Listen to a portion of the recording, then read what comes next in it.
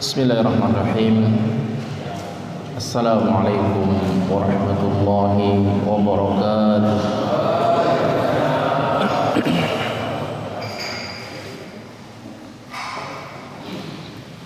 Alhamdulillahi rabbil alamin. Ar-Rahmanir Rahim. Maliki yaumiddin.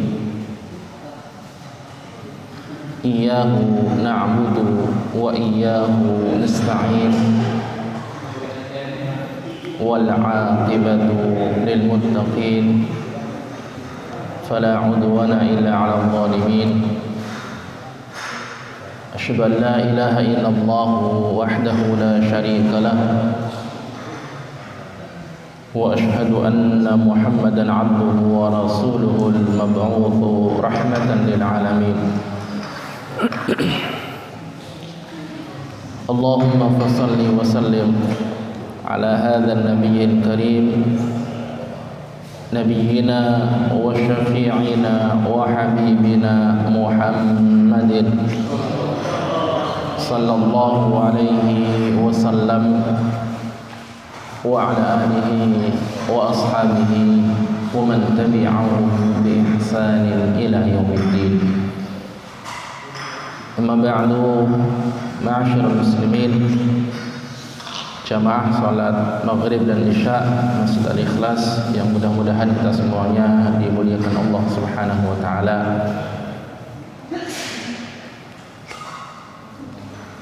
Di pertemuan yang lalu sudah mulai saya singgung tentang judul baru, tema baru dalam pembahasan kita, yaitu bab tentang haddul qadhaf. Had atau hukuman bagi mereka yang menuduh orang lain dengan tuduhan berzina. Mereka yang menuduh orang baik-baik sebagai pelaku zina. Kita mulai dari hadis yang pertama.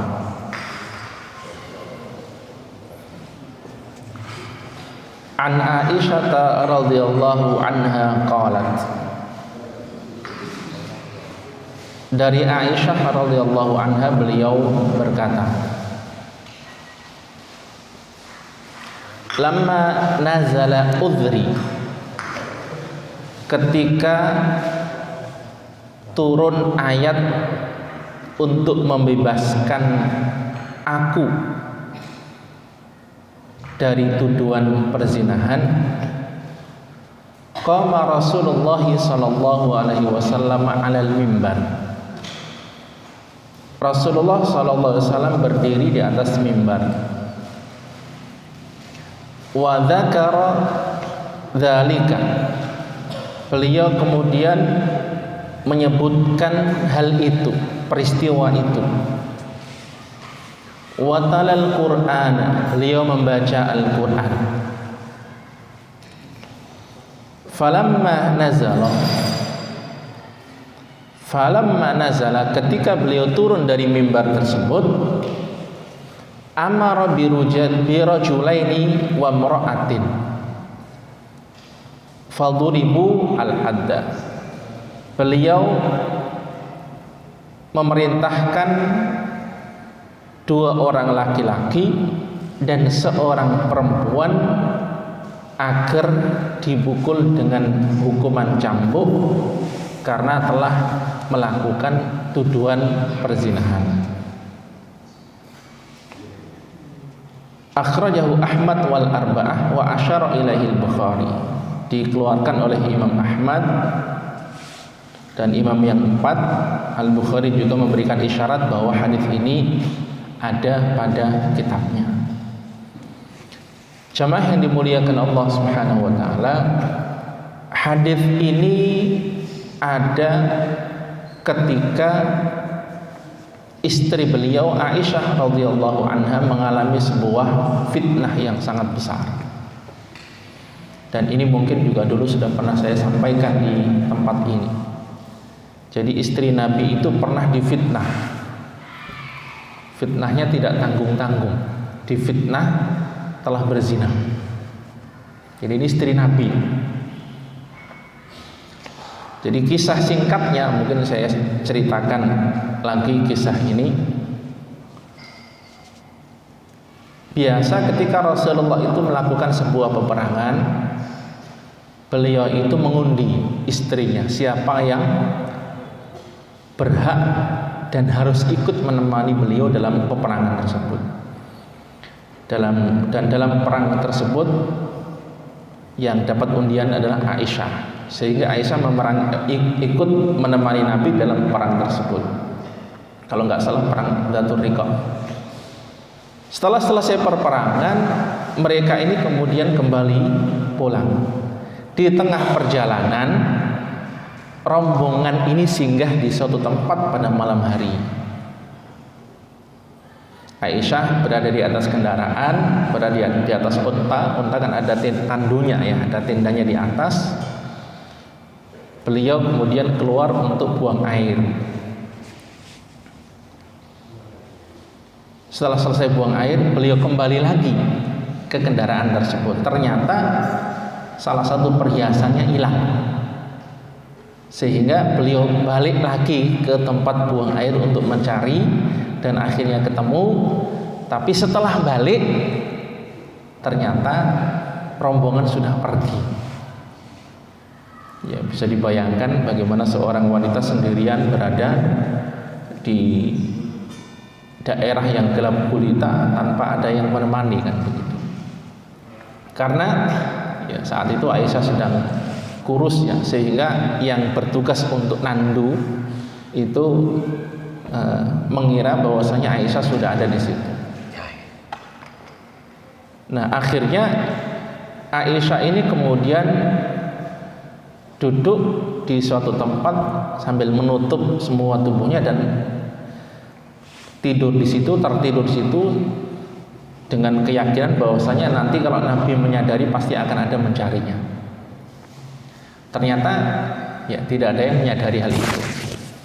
Tidak lama kemudian ada salah seorang sahabat yang bernama Sofwan bin Mu'attal. Beliau ini ditugaskan oleh Nabi untuk nyisir. Jadi memang berada di belakang rombongan untuk nyisir, barangkali ada musuh yang mengejar atau barangkali ada yang tertinggal. Aisyah ini, istri Nabi ini, kemudian ditemukan oleh sahabat Sofwan bin Mu'attal ini. Ketika ketemu, ada orang di situ, dibuka, ternyata istri Nabi. Beliau hanya mengucapkan inna lillahi wa inna ilaihi raji'un, karena beliau paham bahwa ini akan ada masalah. Tidak pernah ngomong apapun lagi, hanya mengucapkan inna lillahi wa inna ilaihi raji'un. Aisyah pun juga tidak pernah mengutarakan kata-kata apapun.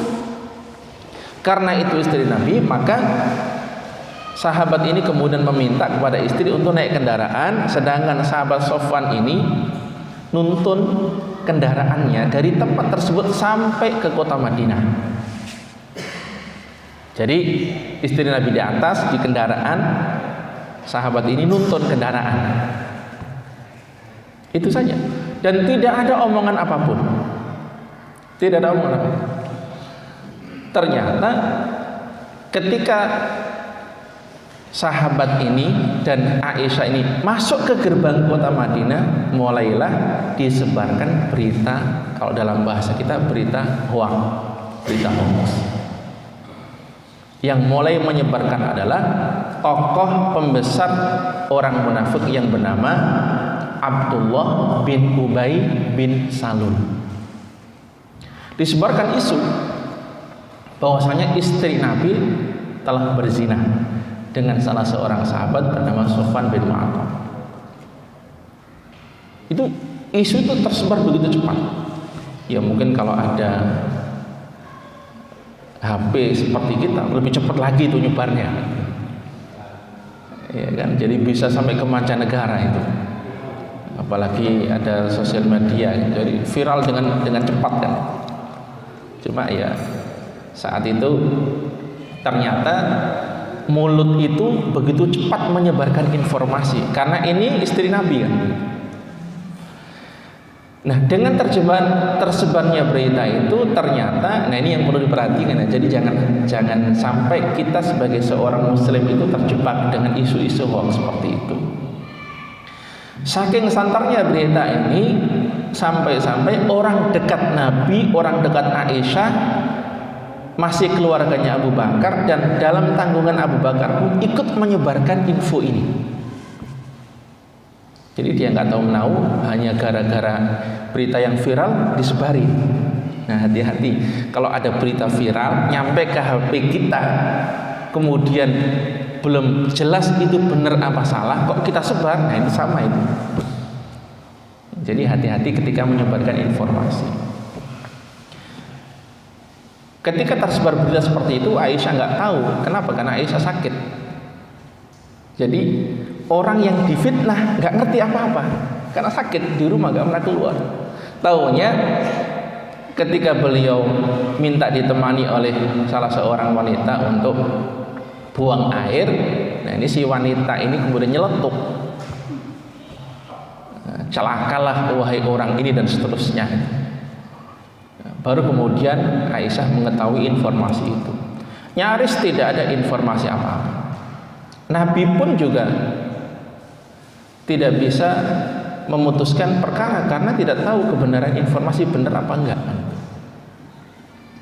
Aisyah setelah mendengar informasi ini sakitnya semakin parah, sampai kemudian minta izin pulang ke rumah orang tuanya. Orang tuanya kan Abu Bakar. Abu Bakar juga susah, repot. Kenapa? Menantunya kan Nabi kan. Tapi Nabi yakin, sahabat-sahabat yang saleh yakin, Aisyah pun yakin bahwasanya akan ada ayat yang turun terkait dengan hal ini. Meskipun Rasulullah juga pernah mendatangi Aisyah mengatakan, wahai Aisyah, engkau telah mengetahui berita yang tersebar di masyarakat. Kalau memang engkau benar melakukannya, jadi kalau kan begitu, maka bertobatlah kepada Allah. Tapi jika engkau memang tidak melakukan, ya insya Allah nanti Allah pasti akan menurunkan ayatnya terkait dengan hal itu. Setelah mendengar itu, ya, Aisyah semakin nangis ya. Jadi Nabi pun tidak bisa memutuskan perkara hal itu, sampai kemudian Allah Subhanahu wa taala menurunkan surat An-Nur ayat 11, di mana ayat ini membebaskan Aisyah dari berbagai macam tuduhan, dan dengan ayat inilah kemudian ada hadis yang barusan kita baca. Lamma nazala udhri. Jadi hadis ini cerita kisah dari Aisyah secara langsung, pelaku kejadian dan orang yang difitnah. Lamma nazala udhri, ketika turun udhri, ayat yang berbicara tentang kebebasan tuduhan terhadapku. Maksudnya adalah ayat 11 dari surat An-Nur. A'udzubillahi minasyaitonirrajim. Innal ladzina ja'u bil ifki usbatun minkum. Sesungguhnya orang-orang yang datang dengan membawa berita bohong, berita hoax tadi itu, usbatun minkum, kelompok dari kalian. Ya karena memang yang menyebarkan ini kan kaum muslimin sendiri, bukan orang-orang kafir, bukan orang-orang musyrik. La tahsabuhu syarral lakum. Janganlah kalian mengira bahwasanya hal itu, peristiwa berita bohong tersebut, kejelekan yang menimpa kalian. Bal huwa khairan lakum. Bahkan di situ ada kebaikan untuk kalian.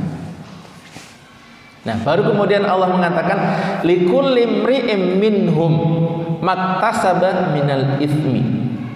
Masing-masing di antara mereka yang ikut serta dalam penyebaran berita hoax tersebut berhak mendapatkan dosa.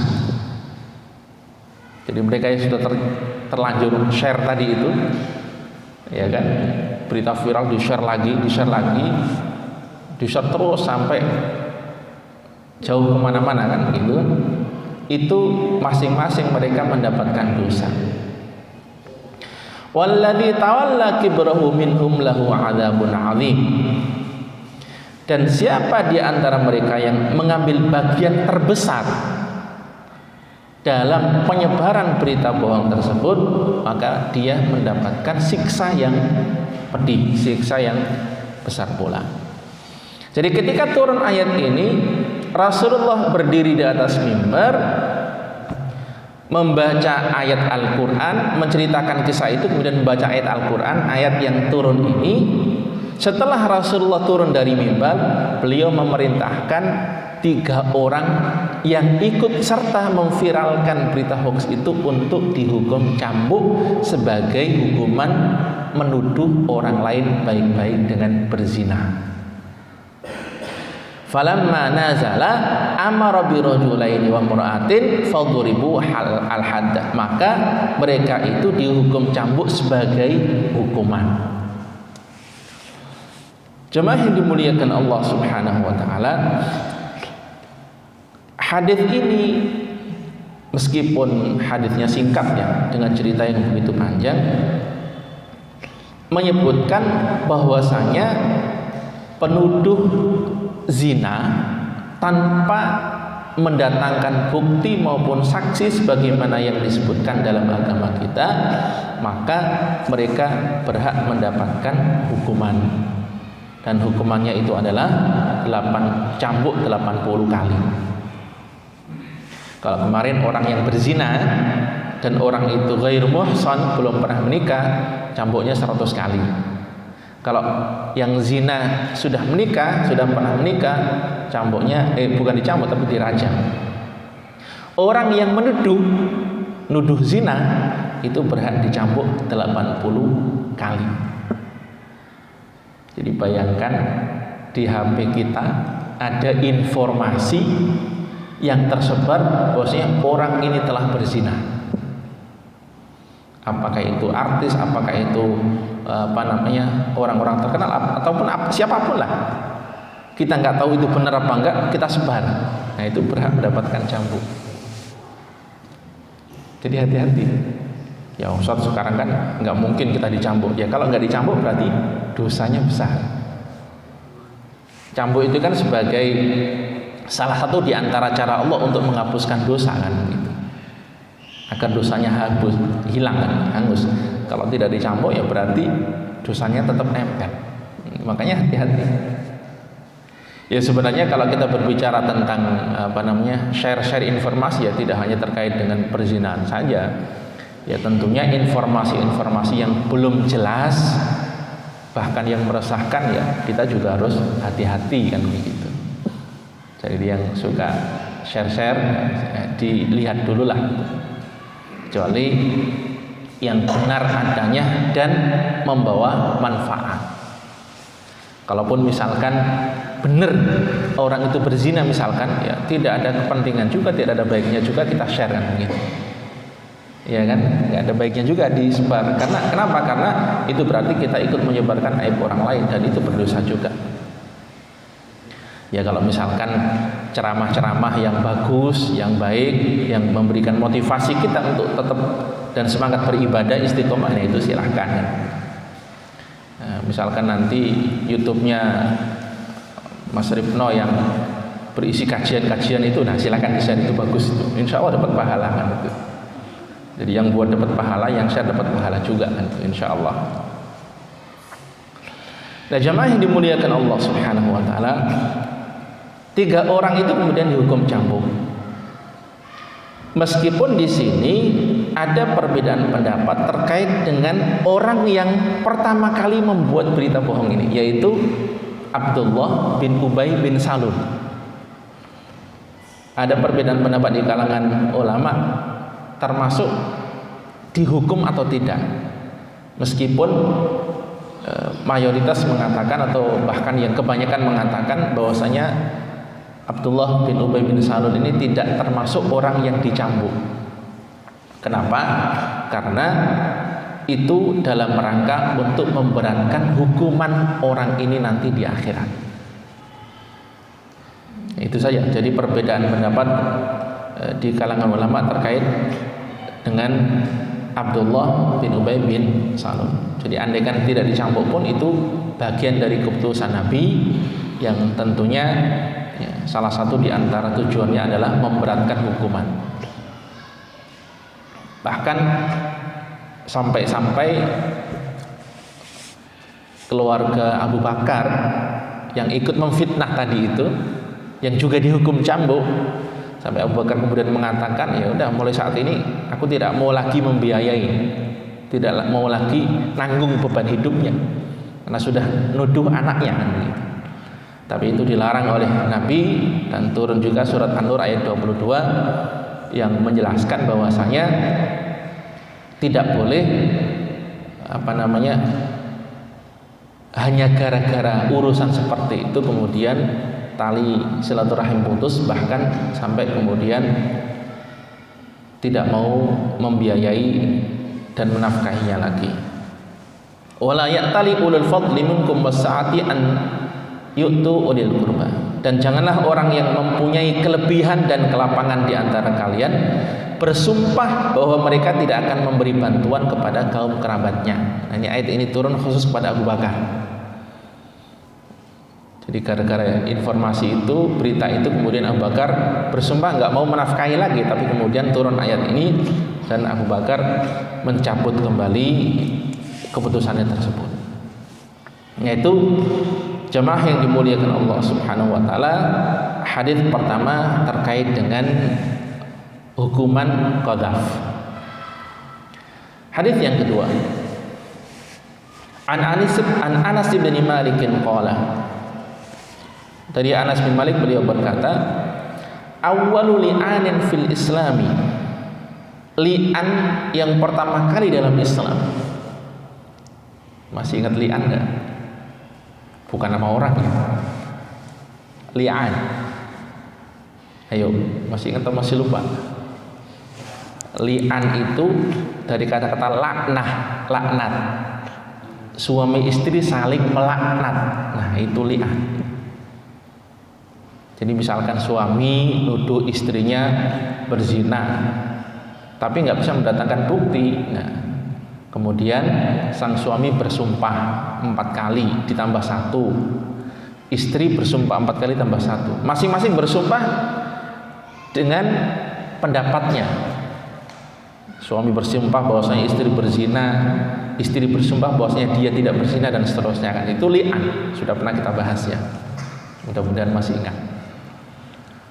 Awwalu li'anin fil islami, li'an yang pertama kali dalam Islam. Anna Syarika ibni Sahma, bahwasanya Syarik bin Sahma qadhafahu Hilalu ibni Umayyah bimra'atihi, dituduh Hilal bin Umayyah telah berzina dengan istrinya. Faqala lahu an-nabiy sallallahu alaihi wasallam, lalu Nabi sallallahu alaihi wasallam bersabda, al-bayyinah, bukti. Ya, ini kan ada seorang suami nuduh istrinya berzina dengan orang. Maka Nabi mengatakan al-bayyinah, buktinya mana? Mana buktinya? Tidak boleh sekedar nuduh. Makanya ada hukum qadzaf ini juga dalam rangka agar orang itu tidak dengan mudahnya nuduh orang lain berzina. Kalau tidak ada hukuman qadzaf gampang, nuduh orang lain berzina, nggak ada bukti, nggak ada saksi, bebas kan begitu. Ya nggak bisa begitu. Makanya Nabi mengatakan al-bayyinatu, mana buktinya? Wa illa haddun fi dhahrika, jika memang tidak ada bukti maka engkau berhak mendapatkan had, hukuman fi dhahrika, di punggungmu. Ya, artinya cambuk di punggung. Al-haditsu akhrajahu Abu Ya'la wa rijaluhu thiqat wa huwa fil Bukhari nahwahu min hadits Ibnu Abbas. Jemaah yang dimuliakan Allah Subhanahu wa taala, hadis ini adalah dalil yang menunjukkan bahwa sang suami jika menuduh istrinya berzina dan dia tidak bisa mendatangkan bukti saksi atas tuduhannya, maka dia dijatuhi hukuman had, yaitu cambuk 80 kali. meskipun suaminya sendiri yang nuduh, tetap harus ada bukti, harus ada saksi. Ya, saksinya 4 orang. Kalau ternyata benar ada saksi 4 orang yang melihat dan kemudian sang istri mengaku, hukum rajam. Kalau tidak, ya berarti sang suami ini dihukum cambuk. Tapi jika sang suami ini kemudian tidak bisa mendatangkan bukti dan kemudian dia bersumpah 4 kali ditambah 5, ditambah 1 jadi 5, maka ini juga sudah pernah kita bahas, dia tidak dihukum cambuk. Hanya cukup bersumpah 5 kali dan kemudian keduanya dipisah. Jadi sumpah 4 kali bahwasanya sang suami kalau misalkan nuduh, sebenarnya yang inti sumpahnya itu adalah siapa yang nuduh. Kalau suami nuduh berarti dia bersumpah bahwasanya istrinya berzina.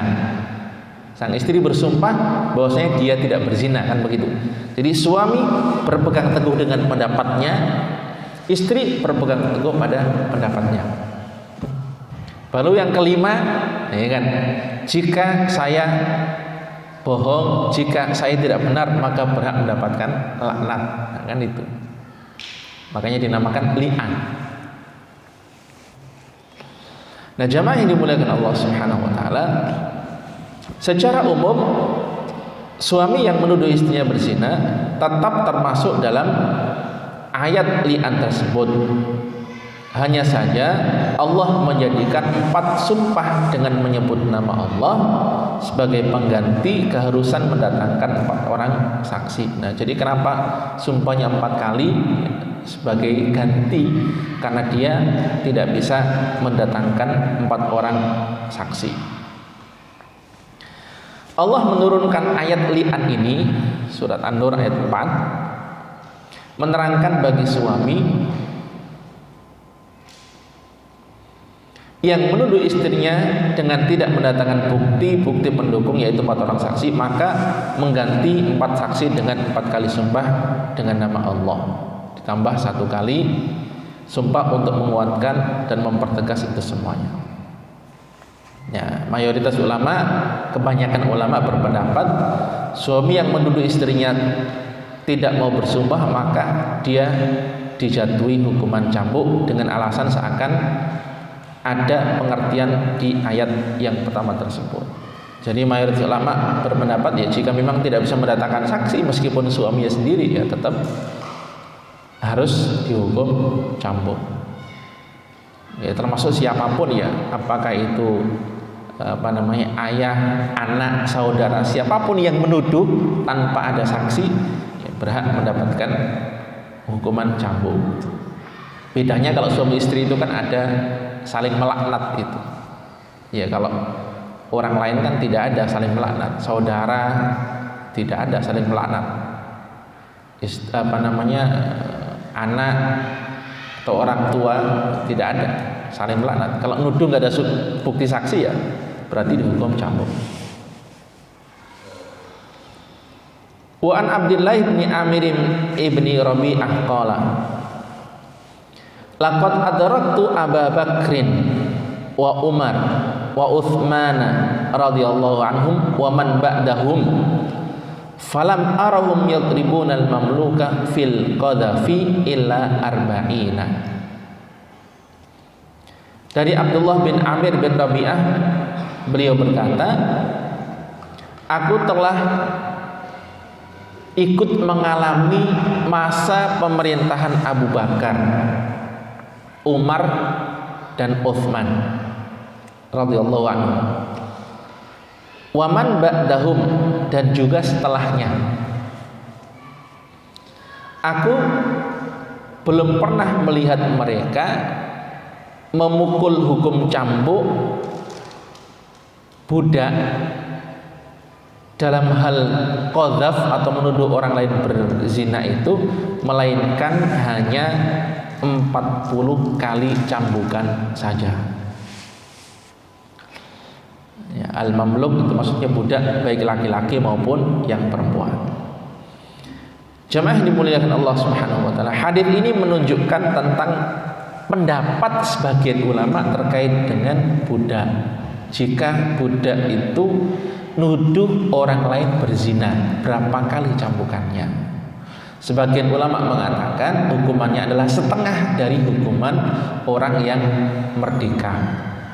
Meskipun ada pendapat lain juga membantah juga bahwasanya terkait dengan tuduhan zina ini sama saja, baik budak maupun orang merdeka hukumannya tetap sama. Yang beda itu adalah ketika dalam hal perzinahan, fa'alaihinna nisfu ma'al muhsanati minal adzab. Jadi kalau budak berzina maka hukumannya adalah separuh dari hukuman orang merdeka. Nah, itu pendapat yang mengatakan bahwasanya budak juga tetap dicambuk 80 kali. Ini perbedaan pendapat di kalangan ulama lah terkait dengan hal ini.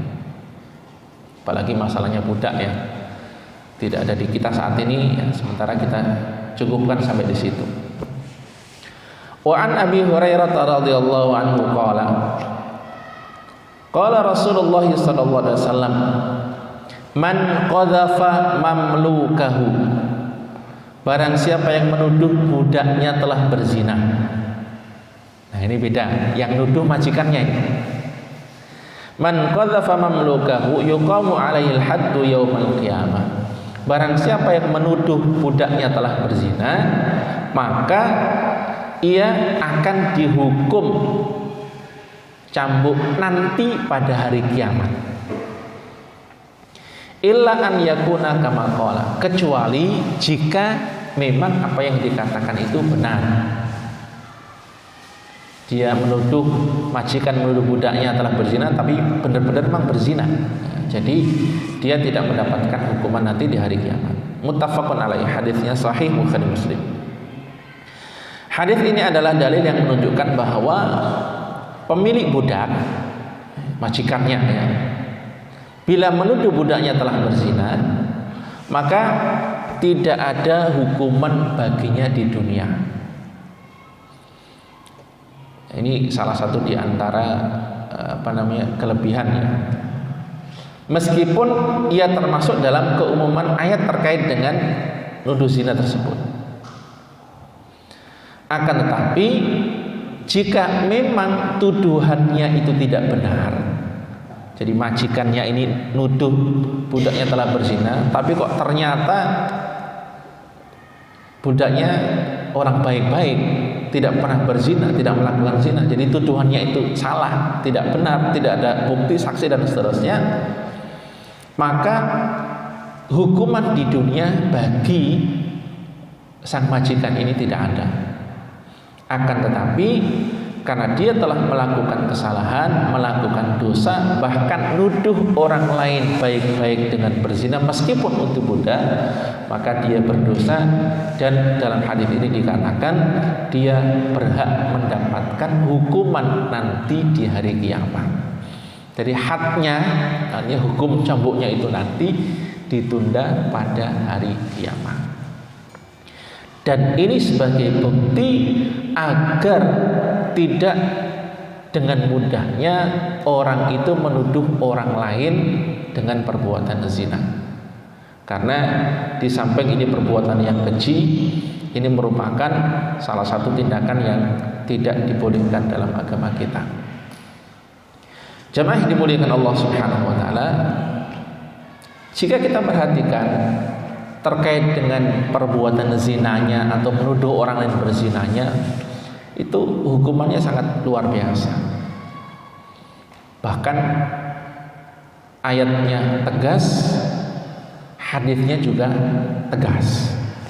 Kenapa? Karena hal ini semuanya dalam rangka untuk merealisasikan salah satu di antara tujuan-tujuan syariat, maqasidus syariah, yaitu hifdzu al-air, menjaga kehormatan. Jadi maqasidus syariah, tujuan adanya syariat itu dalam rangka untuk melindungi apa yang ada di dalam diri manusia itu. Makanya kalau kita perhatikan ada hifdzun nafs, menjaga jiwa. Di beberapa bulan yang lalu kita bahas tentang qisas, itu dalam rangka untuk hifdzun nafs, menjaga jiwa dan diri. Ada hifdzul menjaga kehormatan. Makanya orang yang nuduh orang baik-baik berzina itu kemudian dihukum.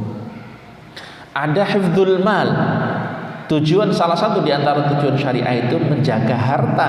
Makanya nanti setelah ini akan ada bab baru yang berjudul had as-sariqah, hukuman bagi orang yang mencuri.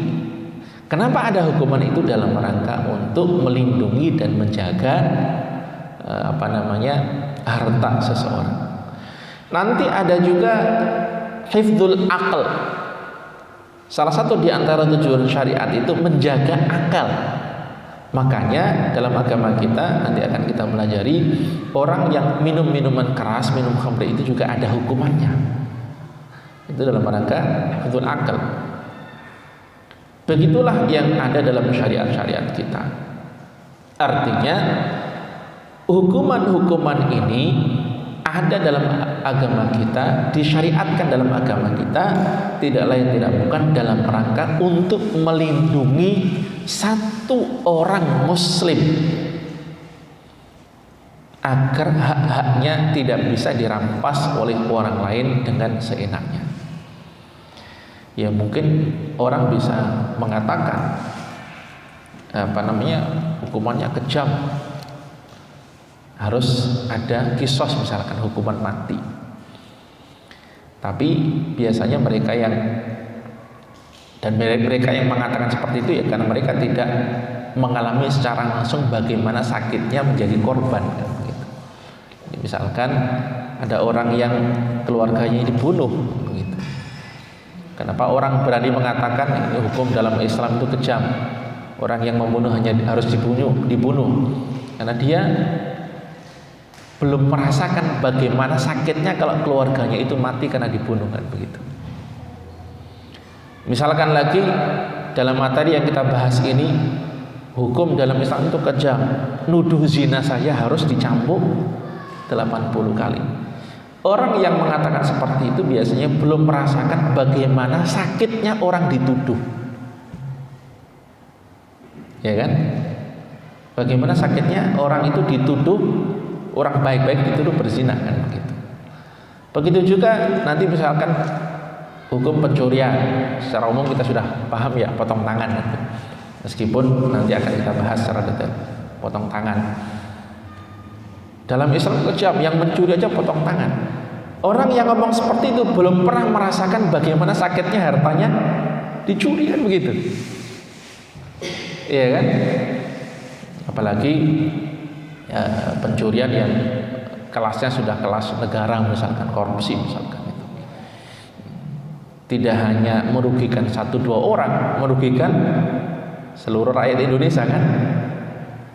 Nah, jadi semua orang jadi ikut sengsara. Artinya hukum-hukum ini ada dalam agama kita dalam rangka untuk melindungi segenap kaum muslimin, melindungi manusia itu sendiri agar hak-haknya aman dan tidak diambil oleh orang lain dengan seenaknya.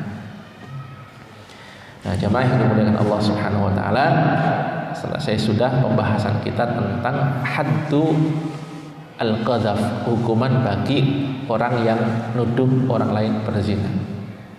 Silahkan jika ada yang ingin ditanyakan, disampaikan atau didiskusikan. Kalau ada masih ada waktu kita lanjutkan. Kalau tidak ada, kita lanjutkan nanti setelah libur panjang. Ya, silakan. Ada yang ditanyakan?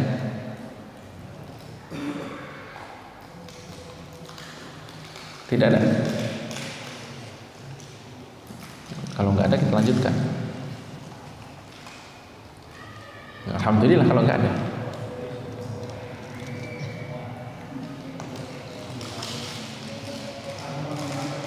Ya, nggak ada ya. Ya, kita lanjutkan. Materi selanjutnya adalah babu haddis sariqah, bab hukuman pencurian.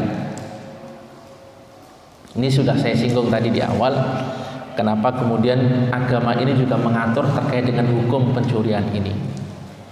Karena itu dalam rangka untuk melindungi harta orang lain agar tidak seenaknya saja diambil oleh orang lain tanpa ada hak. Hadis yang pertama, An Aisyah radhiyallahu anha qalat, qala Rasulullah sallallahu alaihi wasallam.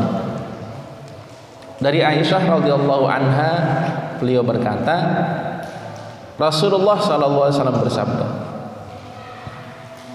la tuqta'u yadus sariqi illa fi rubu'i dinarin fasa'idan. Muttafaqun alaih. Tangan pencuri itu tidak boleh dipotong kecuali ia telah mencuri sebesar 1/4 dinar atau lebih. Nah, ini karena kita sudah masuk hadisnya, ya sekalian lah saya jelaskan sedikit ya. Hadisnya sahih. Hadis ini menjelaskan tentang nisab, batasan berapa rupiah sih orang itu harus dipotong tangan ketika mencuri. Ini perhatikan. Dalam hadis ini sangat jelas Rasulullah mengatakan, sebagaimana diceritakan oleh Aisyah radhiyallahu anha, orang yang mencuri itu tidak dipotong tangannya kalau harta yang dicuri itu kurang dari 1/4 dinar. Dulu sudah sering kita bahas, 1 dinar itu berapa? Relatif stabil lah ya, meskipun pasti ada selisih tapi relatif stabil. 1 dinar itu berapa?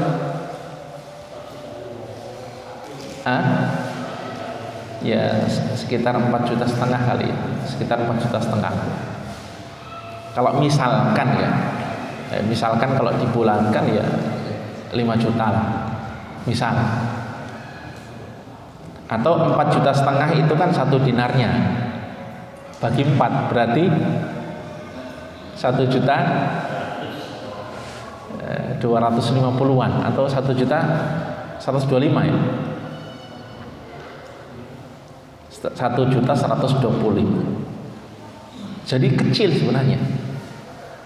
Orang yang mencuri dengan nilai 1/4 dinar 1.125.000 lah, atau misalkan dibulatkan 1,5 juta, itu sudah berhak dipotong tangan. Kalau kemudian ini benar-benar diterapkan, berapa banyak di Indonesia ini orang yang harus tidak punya tangan? Karena justru pencurian yang ada di negeri kita ini nggak ada yang segitu, adanya di atas itu, bahkan MM-an triliunan kan begitu, iya kan? Begal misalkan nyuri motor, mana ada motor harganya 1,5 juta kan? Iya kan?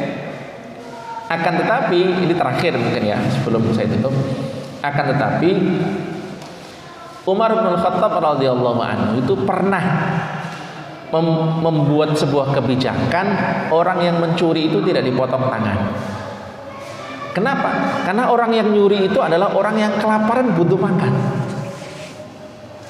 Artinya pada hakikatnya hukum itu ada, tapi ketika kondisi darurat bisa saja itu diabaikan.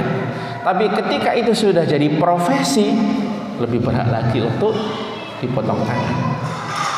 Nah, ini insya Allah kita lanjutkan pembahasannya di bulan Syawal, sambil halal bihalal mungkin ya, karena bulan depan atau beberapa hari lagi kita sudah masuk di bulan Ramadan. Ya, mudah-mudahan ilmunya bermanfaat, mudah-mudahan kita lebih siap untuk menyambut bulan Ramadan, lebih bersemangat untuk melakukan ibadah-ibadah yang ada di bulan Ramadan dengan maksimal dan optimal. Kurang lebihnya mohon maaf. Subhanakallahumma wa bihamdika asyhadu an la ilaha illa anta astaghfiruka wa atubu ilaik. Wassalamualaikum warahmatullahi wabarakatuh. Amin.